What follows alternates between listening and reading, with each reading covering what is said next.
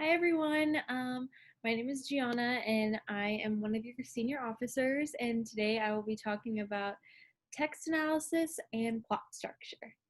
So I'm gonna share my screen with you guys and go through this Google Doc I have put together with some basic information surrounding the lecture. So before getting into it, first I want to talk about what performance is, and if you're doing interpretation, which is what I'm covering through text analysis and plot structure, performance is key. So I see performance as catharsis, a collaboration with you and your audience, being visible, willing to be vulnerable, and learning from your audience and through their narratives in their stories. Also, I know that one of the other officers will be going over more to do with actually choosing a text and digesting that text. Um, but we can always help you find a text that you love. So try not to settle for something that you're not in love with, but also there is no such thing as a perfect script. There is only an ideal script for you. So you're going to want to try to find something like that.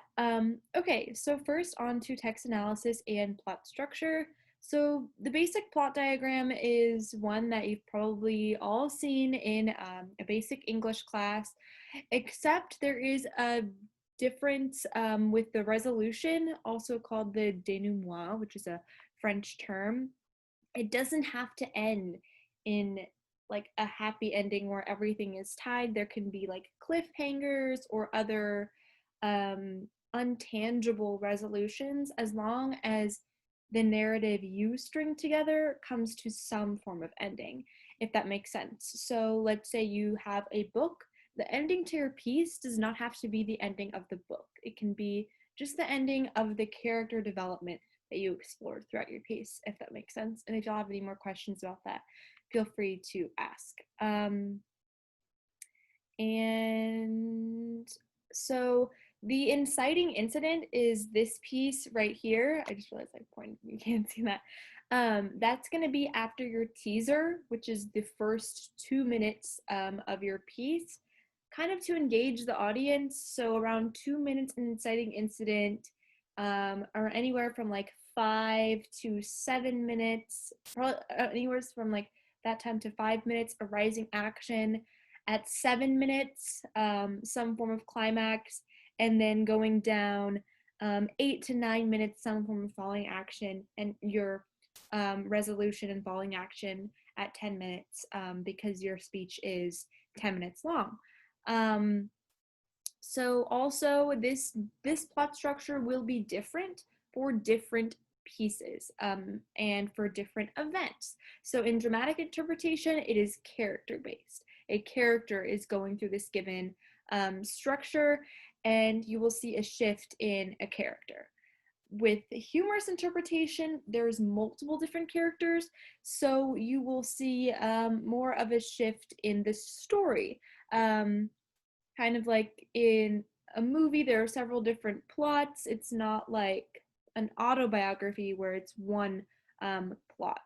There, you will just focus more on the story, one storyline you want to focus on with multiple different characters. In humor and in poi, or program oral interpretation, you have the kind of argument, is your central argument is your story, that you follow there.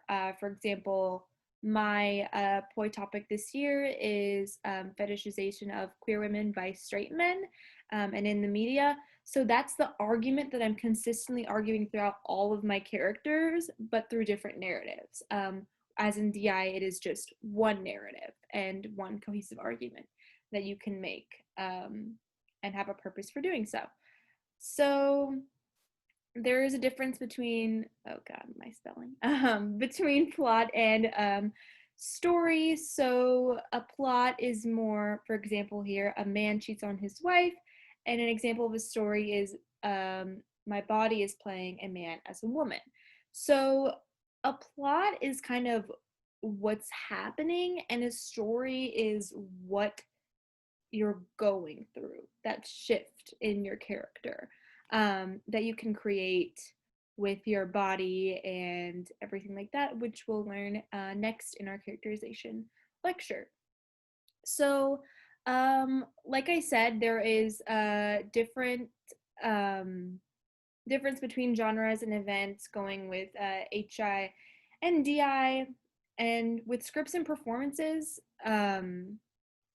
So, um, you want to consider how your script fits a given story arc. So if you have your script that you picked, sorry, whether it's a play or a movie or a book, try cutting a few different versions or drawing out a few different storylines that focus on different plots involved. And then you can weave those storylines, but keep in mind that you only have 10 minutes. So it's a lot easier to pick a smaller storyline to focus on, if that makes sense. Also here I talked about you can pick an antagonist or a protagonist. You don't have to pick the main plot line, but we can talk about that more in character and setting. So basically, when choosing a script and when analyzing a script and thinking about your plot structure, you want to try to make it universally applicable, whether that is to yourself, to your audience, both.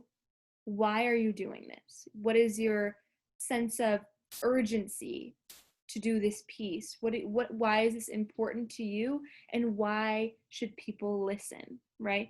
Because you have that 10 minutes to talk about anything you want, to explore any narrative you want. So it's a really beautiful time to explore that within your story arc and within the text you choose. So yeah, and if any of you guys want me to share this with you personally, I can do that and leave a link to this below with some other resources. Okay, so that is basically it. Let me know if you guys have any questions.